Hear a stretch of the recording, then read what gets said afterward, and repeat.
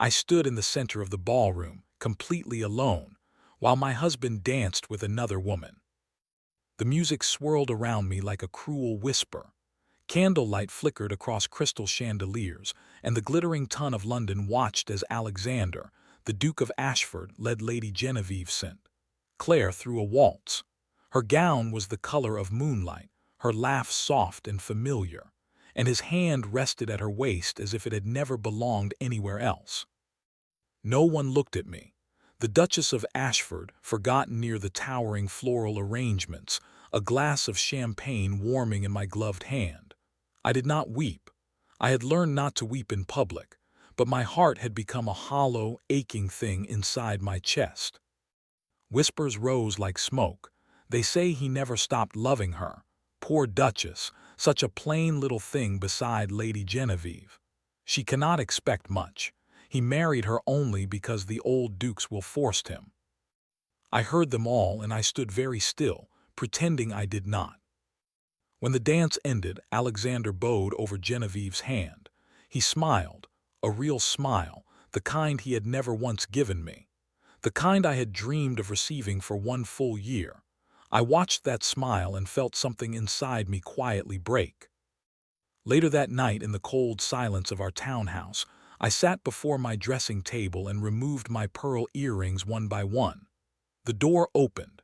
Alexander appeared in the mirror's reflection, tall and impossibly handsome, his dark hair slightly disheveled.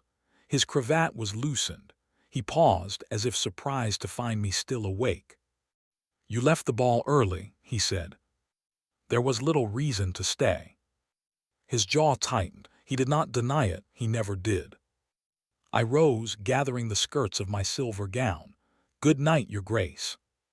He did not stop me. He never did. That night I lay in my vast, empty bed and stared at the canopy until dawn bled through the curtains. I thought of his smile for Genevieve and I whispered into the silence, "I cannot do this anymore." But it had not always felt so impossible. At the beginning I had hoped. I was the daughter of a baron with little fortune but an unblemished name. The Duke of Ashford, heir to vast lands and a crumbling ancestral duty, needed a wife before his 30th birthday to satisfy his father's ironclad will. He chose me through letters and solicitors, coldly, efficiently. When we first met on our wedding day, I saw a man carved from marble. Handsome, yes, but grieving. He spoke his vows with empty eyes. He touched my hand as if it were made of porcelain that might shatter at his touch. That evening, after the chapel bells had quieted, he came to my chamber, only to stand in the doorway. "I will not dishonor you with false warmth," he said. His voice was low, tired.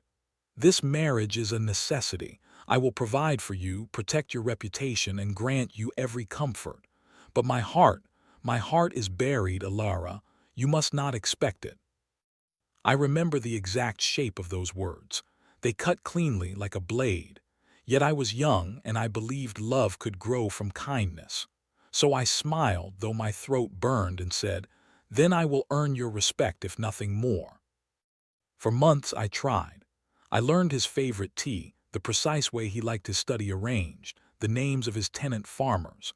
I sat with him at breakfast, filling silences with gentle talk of estate matters. Occasionally I glimpsed a flicker of gratitude in his gray eyes. Once, when I fell ill with a fever, he sat by my bedside for an entire night, holding a cool cloth to my forehead. When I woke, he looked almost afraid, but he never said a word. I poured my loneliness into Ashford Park. The estate had suffered from his neglect. The tenants were struggling, the land poorly managed. I began to walk the fields, speaking with farmers, learning their hardships. I started a school for the children in the village, and I opened the unused west wing of the manor as a warm space for winter gatherings. The servants began to smile at me. The steward, Mr. Nathaniel Hale, a quiet man with kind brown eyes, became a true friend. He did not treat me as an ornament, he listened. One golden afternoon, I stood laughing with Nathaniel by the orchard wall. He had just told a silly story about a runaway goat, and I had laughed until my sides ached. When I turned, Alexander was there, watching from the terrace. His expression was unreadable. He did not come down. That evening he mentioned coolly, "Mr. Hale seems to enjoy your company." I looked up from my embroidery. "He is a good steward." "And a good companion." Something sharp stirred in my chest. I met his eyes. "Yes, he is." Something flickered there, something hot and swift, before he masked it. "Be careful, Ilara. The world is unkind to duchesses who forget their station."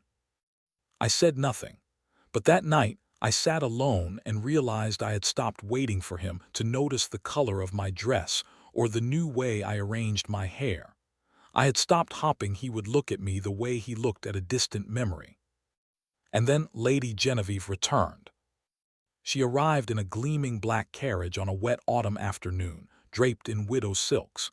The news of her survival had reached us days before. The ship she had sailed on years ago did not sink, as everyone believed. She had been living quietly in Italy, married to an aging count who had recently died, leaving her a title and a fortune. Alexander read the letter at breakfast. His hands shook. I watched the color drain from his face, watched something long dead rise again in his eyes. He did not ask my opinion. He simply sent a carriage to London. When she stepped into Ashford Park, she filled the hall with perfume and the easy grace of someone who had never known rejection. She was a vision of sorrowful beauty, her dark hair curling against her pale cheeks. She looked at Alexander as if the years had never passed. "Alexander," she breathed, and he went to her. He took her hands. He pressed his forehead to hers. I stood on the staircase, unseen, my hand gripping the banister until my knuckles ached. They had been promised to each other before tragedy stole her away. The entire county had known of their great love, and now she stood in my home, a widow, free, and the man I had married looked at her as though the sun had finally broken through the clouds. Genevieve was gracious to me, terribly, poisonously gracious. At dinner that first evening she exclaimed over the china, praised my simple gown, and smiled with a sweetness that never reached her eyes. "You must be such a comfort to Alexander," she said, "a quiet companion for a grieving man." I felt the sting beneath the silk of her words. I smiled and replied, "I hope I am more than a companion, Lady Genevieve. I am his wife." Her eyes flickered just for a moment, but Alexander was watching her, not me, his face soft with wonder. That night, I walked to the gardens alone. The moon was high and cold. I wrapped my arms around myself and whispered to the stillness, "I will not fight a ghost." But the ghost was real, and she had come to claim everything. The following days became a slow, exquisite torment. Genevieve and Alexander spent hours together in the rose garden, walking arm in arm, speaking in low voices. I found them once in the music room, her fingers trailing over the pianoforte keys as he leaned close, his eyes closed. I retreated before they saw me. At a dinner party I had planned for weeks, Genevieve effortlessly became the center of attention. She told stories of Italy, of grand palazzos and moonlit canals, and the guests were enchanted. When Alexander toasted her, his voice thick with emotion, I set down my wine glass and quietly excused myself. In the empty corridor, I pressed my palm against the cold wall and forced myself to breathe. Then the incident occurred. One afternoon I was in the village helping a tenant's child who had fallen from a cart. The boy was frightened and bleeding, and I held him, whispering comforts while Nathaniel fetched the physician. The child's mother wept with gratitude. A storm broke suddenly, trapping us at the inn for an hour. Nothing improper happened, but Genevieve's maid had been there, purchasing ribbons. 3 days later, Alexander's study door slammed shut. He summoned me. His face was thunderous. "I have heard something deeply troubling," he said. "You were seen at the village inn alone with Mr. Hale, embracing." I stared at him. Disbelief and hurt twisted inside me. I was comforting an injured child. Nathaniel was present as a chaperone to ensure nothing appeared improper. And yet the rumor spreads. "A rumor spread by someone who wishes to harm me," I said quietly. "Perhaps you should ask your precious Lady Genevieve where her maid was yesterday afternoon." He flinched. For the first time, uncertainty entered his eyes. You would accuse her. I would ask you to see what is right in front of you. My voice did not tremble. Something had hardened in me over these months, something bright and unbreakable. You have never trusted me with your heart, Alexander, but I will not stand here and be accused of betraying a marriage you never truly gave me. I turned and walked out. Behind me, silence roared. That night I did not come down to dinner. I stayed in my room packing a small trunk. Not to leave forever, I did not know yet what I would do, but I needed to remind myself that I had choices. I had a small inheritance from my grandmother. I could go to my aunt in Bath. I could vanish as I had once vanished from his notice. The next morning I returned to the village alone. I visited the child who was healing well. His mother clasped my hands. God bless you, your grace. You are the heart of this estate. I wept in the carriage on the way back, not from sorrow, but from a strange, painful gratitude. Meanwhile, Alexander was unraveling. He went to the inn himself. He spoke to the innkeeper, to the physician, to the child's mother. He learned the truth. A duchess holding a crying boy, dirt on her gown, asking for nothing in return. He learned that Nathaniel had stood at the door the entire time, then escorted me home. And he realized he had been fed a lie. When he returned to Ashford Park, his face was pale. He went to Genevieve's sitting room. I did not witness the conversation, but a footman later whispered that their voices grew sharp, then pleading. I know what he demanded, the truth, and I know what he eventually found. In a locked drawer of his desk, buried beneath years of grief, was an old letter from a woman who had once been Genevieve's closest friend. The letter had arrived months after her disappearance, and he had never been able to read it fully, too raw, too broken. Now, with trembling hands, he unfolded it and read every word. The letter revealed that Genevieve had not been lost at sea. She had eloped willingly with a wealthy Italian count, choosing luxury over his love. She had left instructions for her family to spread rumors of her death, to free her from scandal. She had abandoned him not through tragedy, but through cold choice. He read it 3 times, the paper shaking. That evening, Genevieve's carriage was seen leaving the estate in haste. Her face was hidden behind a dark veil. She did not say goodbye to me. A soft knock came at my door long after midnight. I opened it to find Alexander standing there, his cravat gone, his eyes red-rimmed. He looked like a man who had lost a battle with himself. He held the letter in his hand. I know, he said hoarsely, I know everything. I stepped back, allowing him inside. The fire had burned low. He stood in the center of my sitting room, a broken giant. She left me, not because she had no choice, because I was not enough. His voice cracked, and I spent 5 years building a shrine to a lie. I did not rush to comfort him. I had spent too many nights doing that in my mind with no answer. I simply sat in the chair by the hearth and folded my hands. I know about the letter. I found it months ago when I was organizing your papers. I read it. His head snapped up. You knew. I nodded. I knew she had abandoned you. I knew your grief was for a phantom, and I chose not to tell you. Why? The word was raw, wounded. I looked into the fire. Because I loved you, and I could not bear to be the one who broke your heart. I thought perhaps, in time, you would heal enough to see me, and if not, I took a slow breath. If not, I would keep my silence and let you keep your dream, until I saw her trying to destroy you again. Silence stretched between us, filled only by the soft crackle of embers. He sank to his knees before my chair. The Duke of Ashford, who had never bowed to anyone, knelt before his wife. His gray eyes glistened. I am a fool, he whispered. A blind, proud fool. I pushed you away. I let you stand alone at balls, at dinners in this house. I let you carry burdens that should have been mine. And all the while you were the truest, most loyal heart I have ever known. I looked at him, this man I had married in a haze of hope, who had left me lonely for so long. I wanted to be angry. I wanted to be cold. But my heart, that stubborn heart, ached with something that felt terribly like forgiveness. "I stopped waiting for you," I said softly. "I stopped waiting for a love that never came, but I never stopped loving you, Alexander. I could not seem to manage that." He reached for my hands.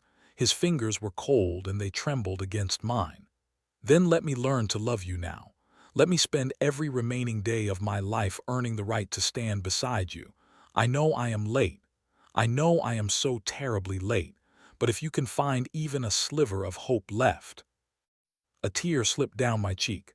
I thought of the lonely nights, the humiliation, the quiet courage I had built inside my own soul. And then I thought of his bedside vigil when I was ill, the way his eyes followed me now across crowded rooms, the jealousy that had burned in him because he was already beginning to care. Perhaps love had not been absent. Perhaps it had been trapped beneath rubble, waiting for a light. I lifted my hand and placed it against his cheek. "I am not a ghost, Alexander. I am real, I am here, and I am willing to try if you are." He closed his eyes and a shudder ran through him. Then he pressed his lips to my palm, a silent vow. In the weeks that followed, he did not simply speak of change, he lived it. He walked with me to the village and personally thanked every tenant for their loyalty to me. He danced with me at the next county assembly, and not once did his eyes stray. He laughed, a real laugh, when I teased him about his terrible poetry. He set a new portrait of us above the great hall fireplace, our hands intertwined. The whispers of the tun shifted from pity to admiration. And one evening, in the rose garden where he had once walked with a memory, he took my hand and said, "I loved you too late, but I will love you completely for the rest of my life if you will have me." I looked at the sunset painting the sky in shades of gold and rose. I thought of the woman I had been, standing alone in that ballroom, so invisible. She had survived. She had grown. And now she was standing in the warmth of a love she had stopped chasing, only to have it walk willingly back to her. "I will have you," I said, "all of you." He kissed me then, beneath the ancient oaks, and it tasted of new beginnings. The healing did not come all at once. Some nights I still remembered the sting of being unseen, and he would hold me a little tighter, whispering words of reassurance until the shadows passed. He told me stories of his boyhood, the pressures of his title, the loneliness he had never confessed. In turn, I shared my dreams not just of love, but of the schools I wanted to build, the lives I wanted to touch. He listened. He truly listened. By summer's end, Ashford Park was no longer a house of echoes. It was a home. The children from the village school performed a play in the garden, and Alexander sat in the front row, cheering. I saw him lift a small girl onto his shoulders so she could see the puppets, and something inside me melted into pure, golden hope. On the anniversary of the day he had knelt before my chair, he gave me a simple locket. Inside was a miniature painting of the two of us, not posed and stiff, but as we had been one ordinary afternoon, laughing in the orchard. He had commissioned it in secret from a traveling artist who had sketched us without our knowing. "I want to wear your smile close to my heart," he said. "You gave it to me when I least deserved it." I fastened the locket around my neck. It rested above my heart, warm and light. We stood together on the terrace, watching the stars emerge. The air smelled of jasmine. I leaned my head against his shoulder and his arm came around me, steady and sure. Some loves burn fast and fade. Ours had been forged in winter, tested by silence and regret, and only then allowed to bloom. It was not the love of fairy tales. It was stronger, a love that had learned to see. I closed my eyes and let the peace wash over me. The woman who stood alone in the ballroom was still part of me, but she was no longer waiting. She had finally come home,